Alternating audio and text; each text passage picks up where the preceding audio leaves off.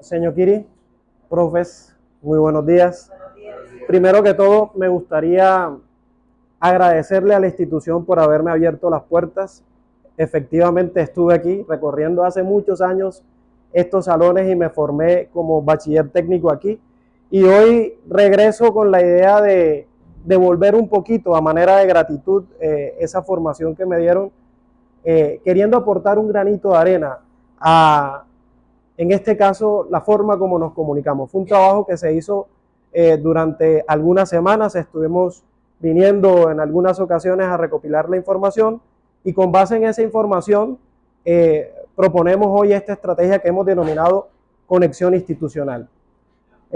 Antes de seguir, me gustaría entonces comentarles que soy estudiante de comunicación social, estoy en el diplomado de construcción de redes sociales de comunicación, que es lo que me trae el día de hoy aquí.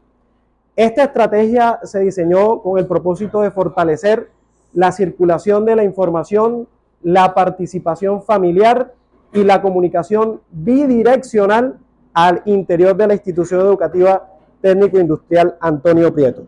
¿Qué es lo que vamos a ver entonces el día de hoy, mis queridos profesores? En primera instancia vamos a compartir con ustedes los hallazgos que logramos obtener en el proceso investigativo. Vamos a compartir con ustedes la estrategia de conexión institucional. Vamos a plantear esas líneas de acción que se proponen y que a bien ustedes podrán poner en práctica en esta propuesta que hacemos.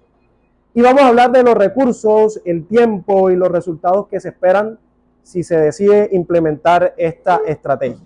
Entonces, ¿qué se busca con esta devolución luego de la actividad hecha? Socializar la información producida en la investigación y validar la estrategia con la comunidad educativa. Entonces, a manera de resumen de lo que nosotros hallamos en esta investigación, encontramos que esta Organización Social Participativa OSP es una institución pública de educación básica y media técnica fundada en 1979, eso creo que lo saben, y que tiene un amplio reconocimiento en la ciudad de Sincelejo, en el departamento de Sucre y en la región, que está dedicada a formar estudiantes integrales en competencias técnicas, humanas y sociales. Además, identificamos que tiene una población aproximadamente de 2.500 estudiantes, 140 docentes, en la que participan directivos, docentes, estudiantes, familias, personal administrativo y actores externos. Además, cuenta con una característica particular y es que tiene unas especialidades técnicas que la diferencia del resto de instituciones educativas del departamento, dentro de los que se resalta electricidad, electrónica, mecánica automotriz, entre otros. Hay que tener en cuenta una cosa muy importante, es que esta organización social participativa hace parte o conforma una red relacionada con estructura consolidada, que está abierta al trabajo colaborativo, pero también que tiene la necesidad de fortalecer la comunicación interna y externa. Entonces, ¿qué encontramos con relación a la comunicación? Que fue el tema que vinimos a tratar, que tiene una organización y una estructura. Esa estructura se divide en unos nodos muy importantes. En el nodo principal o nodo central vamos a encontrar la rectoría, que es la que coordina, la que emana, la que orienta cierto tipo de procesos, la coordinación académica que se encarga de hacer ese control de esos procesos internos, tanto académicos como de algunos seguimientos internos. Vamos a encontrar a ustedes que son el nodo mediador, que es el nodo medio, donde se encuentran los docentes por área y los directores de grupo. Cumplen una función sumamente importante. ¿Por qué esa función es sumamente importante? Porque se convierten en un puente entre la parte directiva, la parte administrativa, los estudiantes, la comunidad en general, los padres de familia, cumplen esa función.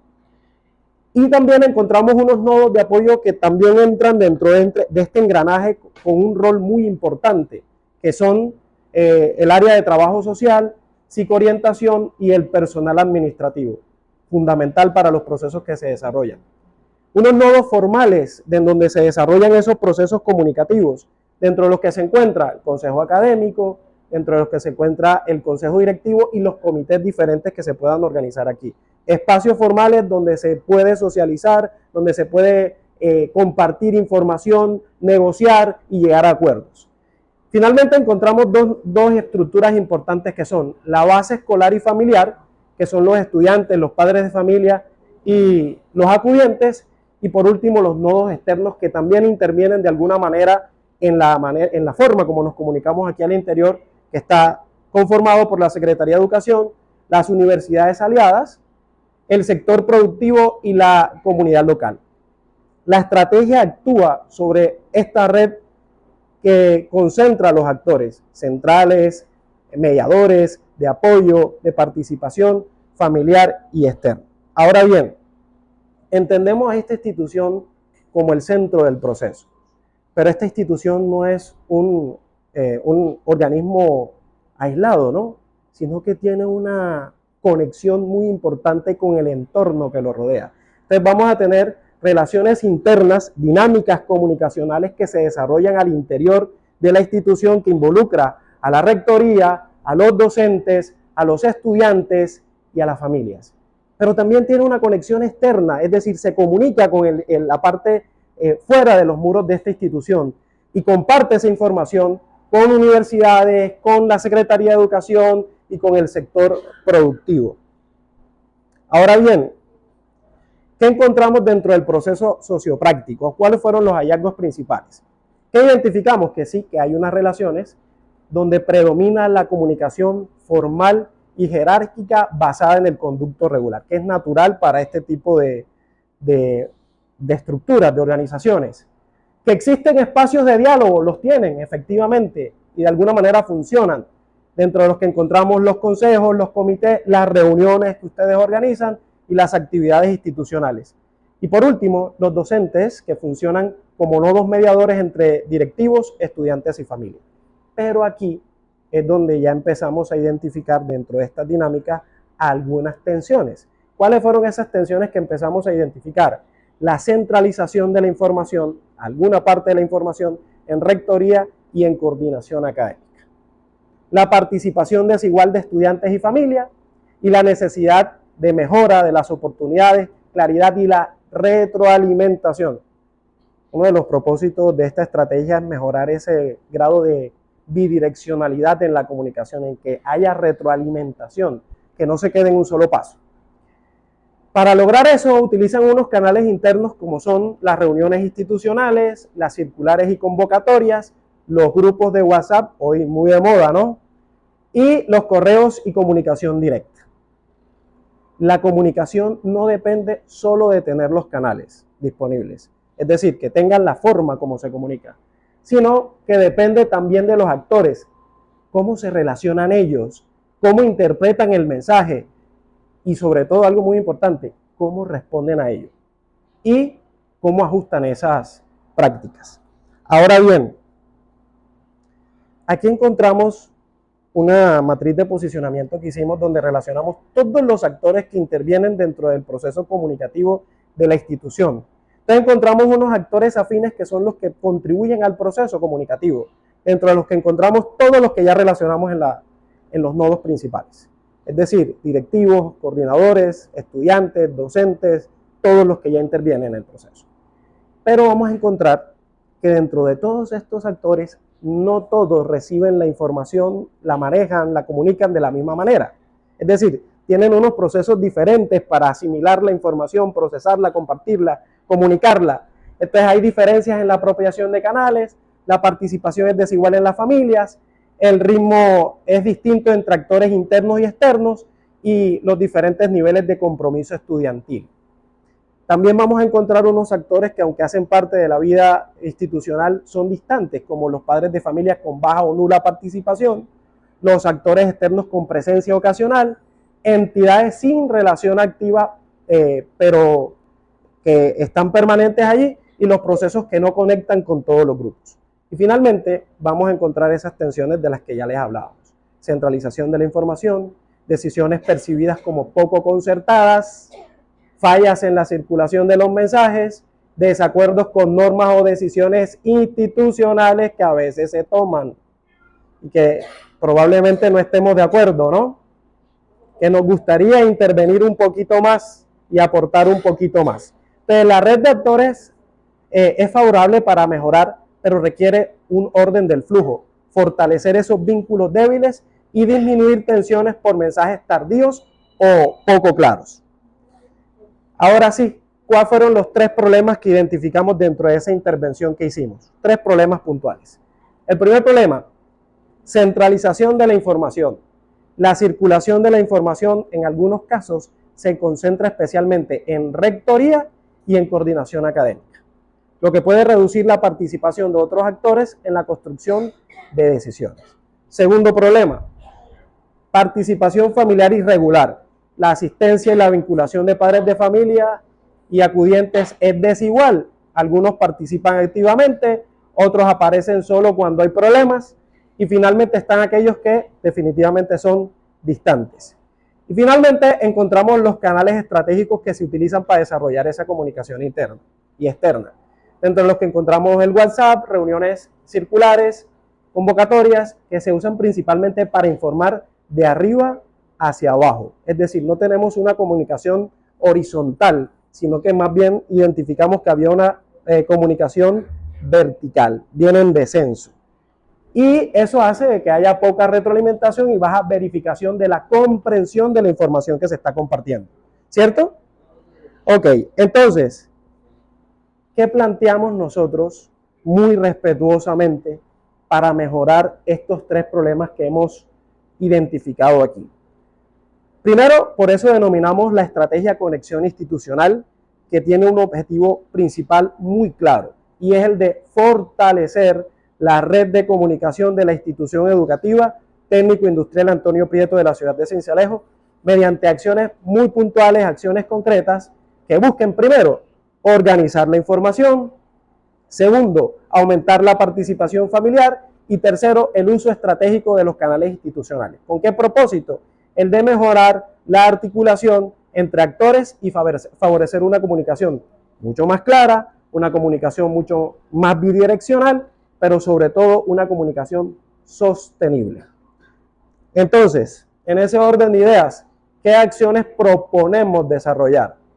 Primero, una ruta de información que la ordene y que busque establecer qué se comunica, quién comunica, por qué canal y con qué anticipación. Primera acción. Segunda acción, que hemos denominado familias vinculadas. Clasificar la participación, crear microespacios, crear una red de enlaces y espacios de escucha breve. Tercera acción, canales estratégicos, definir reglas responsables de esa manera como se maneja la información, en qué horarios, el tipo de mensaje y los ejemplos de redacción que se podrían establecer para poder generar esa comunicación. Y finalmente, unas jornadas de retroalimentación que permitan evaluar el proceso. Es decir, revisar en reuniones dentro del área de comunicaciones qué falló, qué canales funcionaron y qué debe ajustarse. Entonces me voy puntualmente con la primera acción que hemos denominado ruta de circulación de la información.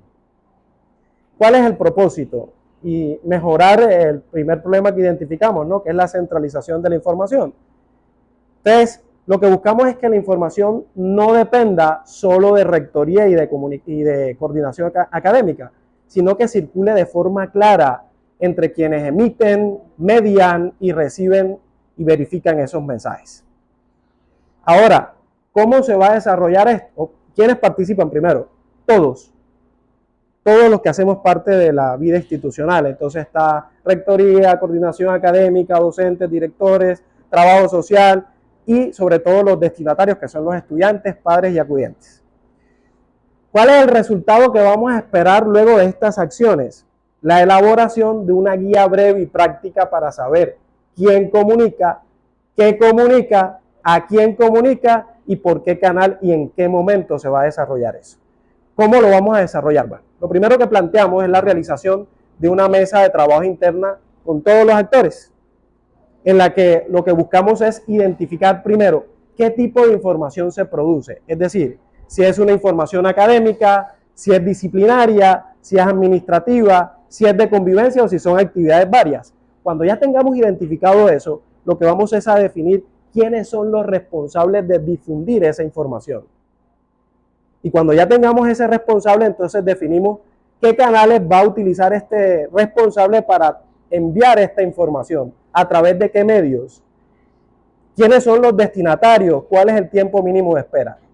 Con eso, lo que buscamos es también verificar esa recepción y finalmente, cuando ya tengamos esa guía en la que vamos a poner unos parámetros principales, entonces socializarlas con los demás y decir, mire, hemos planteado una alternativa, una guía aquí, como nosotros nos vamos a poder comunicar de ahora en adelante.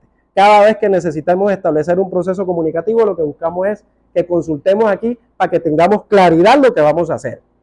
Entonces, el producto esperado es una ruta institucional escrita y socializada, actores institucionales con claridad sobre su papel comunicativo dentro de la institución, la reducción de mensajes tardíos, duplicados o confusos, y por último, mejorar la trazabilidad de la información.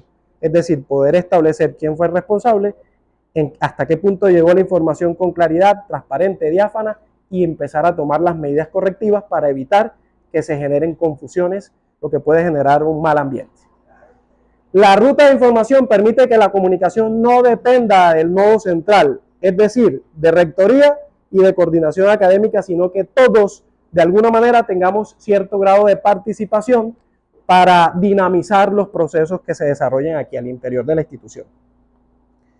Segunda acción, y aquí sí me voy a demorar un poquito, porque quizás es la acción más importante que encontramos, el problema más grave que identificamos, y es la baja participación o la diferencia de participación en las actividades institucionales por parte de los padres de familia y de los acudientes. Entonces, ¿cuál es el propósito de esta propuesta? Fortalecer los vínculos con familias de baja participación y diseñar respuestas diferenciadas según el lugar que ocupen en la red institucional. Entonces se plantearon varias acciones puntuales. La primera, ojo, aquí debo hacer una acotación. No se trata de señalar, no se trata de acusar, no se trata de generar un mal ambiente al generar una clasificación con los padres de familia. No, lejos de eso. Lo que buscamos con la clasificación es poder establecer estrategias puntuales para, de acuerdo al tipo de participación que desarrolle ese padre de familia, tratarlo de una forma. ¿Sí? Lo que buscamos es atraerlos más. Entonces vamos a identificar las familias constantes, cuáles son esos padres de familia que con el primer llamado ya están aquí, esos que son intermitentes, que vienen a una reunión sí, a una reunión no, pero que están ahí latentes, y esos que definitivamente, a pesar de todos los llamados, no vienen, tienen baja participación. Entonces, no es para señalar, como se los decía, es para comprender y actuar de manera puntual.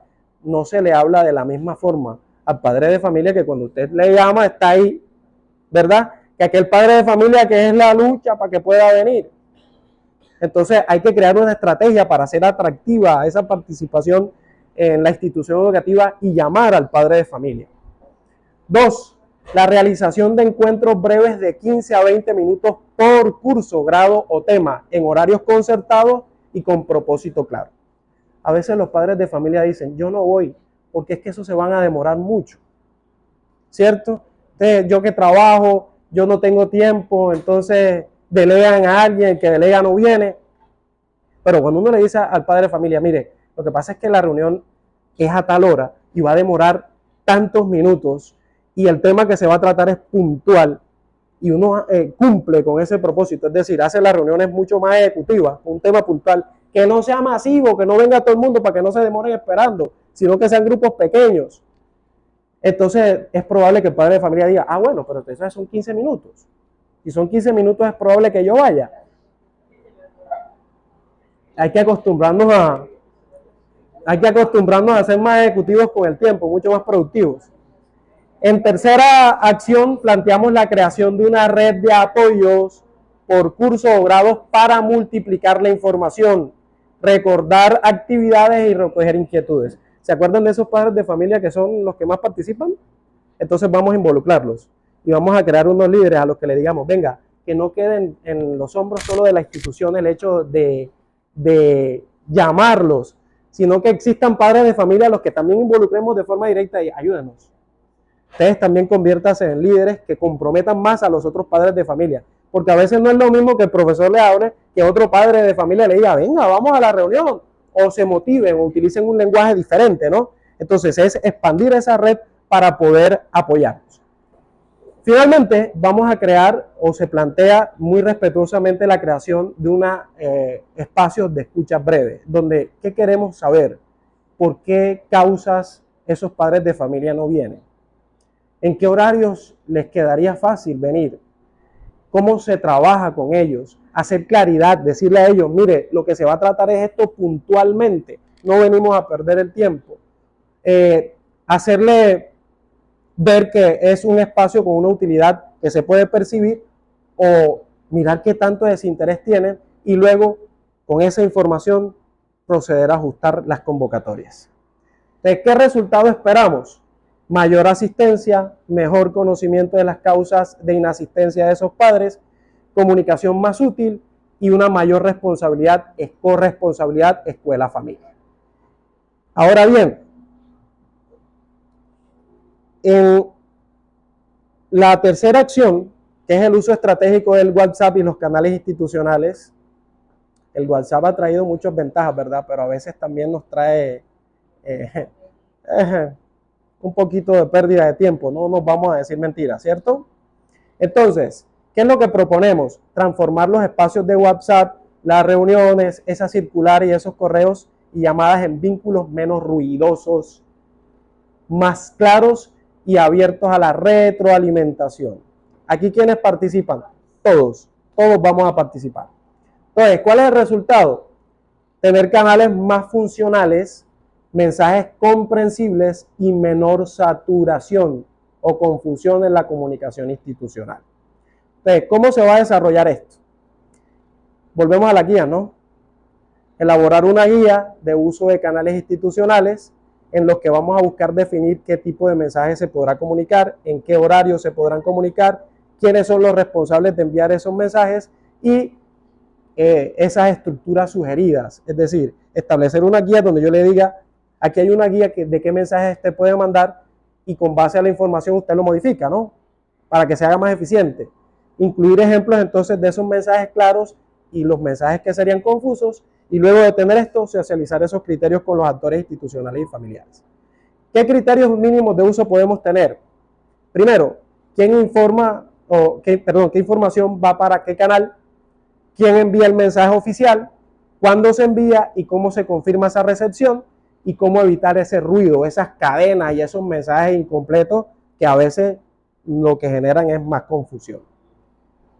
Entonces, ya para ir finalizando, mis amigos, la acción número 4 busca crear espacios periódicos de retroalimentación y comunicación. Esta estrategia sin evaluación no tendría ningún tipo de sentido, ¿no? Sin estar constantemente preguntándonos cómo va, cómo hemos ido evolucionando. Entonces, el propósito es instalar unas prácticas breves y continuas para revisar si la información realmente está llegando, si se está comprendiendo lo que estamos comunicando y si generó la respuesta que esperábamos. ¿Quiénes participan? Todos los que intervenimos. El resultado es una red con capacidad para detectar fallas, ajustar canales y aprender de esos problemas que se repiten sin crear más carga operativa.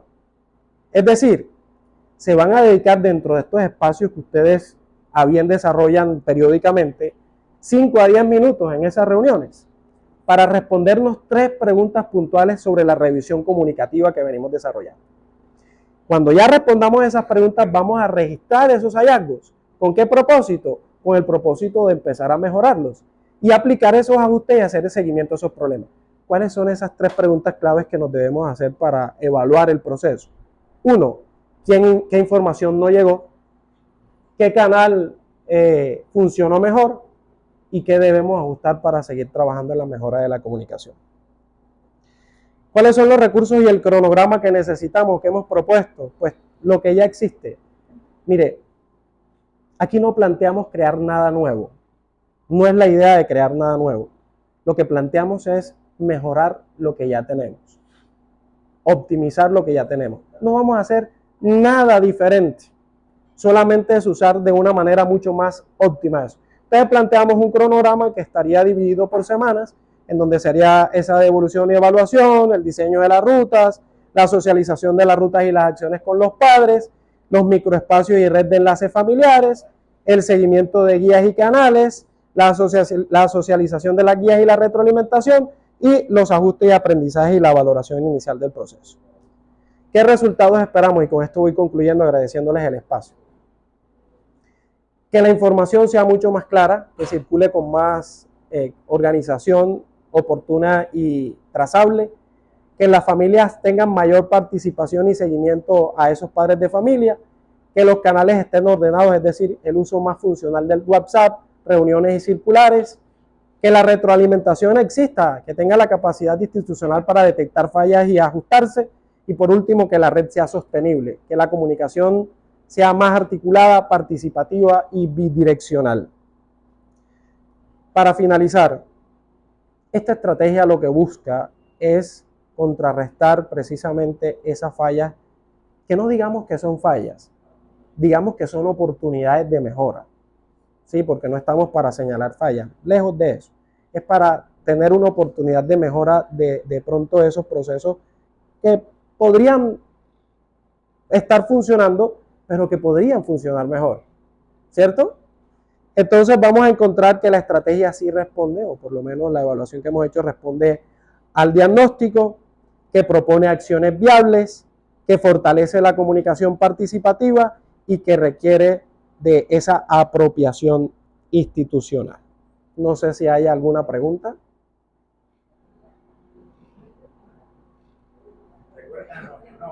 Hernando González. Pero hay una pregunta en la cual usted hace mucho énfasis en que toda la comunicación debe ser horizontal. Pero hoy, a mí en particular, no sé si a otro, de pronto nos sorprende que usted haya hecho una investigación y no sabíamos. Entonces, ¿cómo que ocurre eso paradójicamente con lo que usted está disertando? Entonces confirma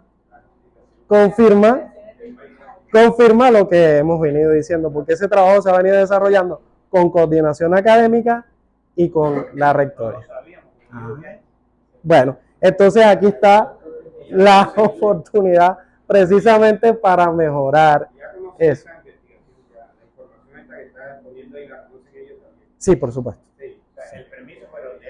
Sí, sí, por supuesto. Estamos aquí con... Bueno, sí, sí, claro. Bueno, muchas gracias. Cuando hablaba de la vinculación de los padres de familia o un asistente, Ajá. que teníamos que buscar una manera formal de que ellos vinieran y les explicáramos el tiempo, 15 minutos, por decir algo. Ellos sacan beneficio-costo. Y dicen, pero 15 minutos yo no voy a invertir 8.000 pesos en total para ir. La idea es buscar... La variable tiempo-costo ahí, ellos la miran mucho en nuestro... Tiene razón, pero también están aquellos padres de familia que trabajan y por tiempo no le invierten. Hablemos que el beneficio aquí es el tiempo, no tanto el costo económico, sino el tiempo. Bueno, sí, mis amigos, muchas gracias porque sé que tienen muchas otras actividades. Espero respetuosamente que se haya entendido lo que quise dar a comprender, así que muchas gracias.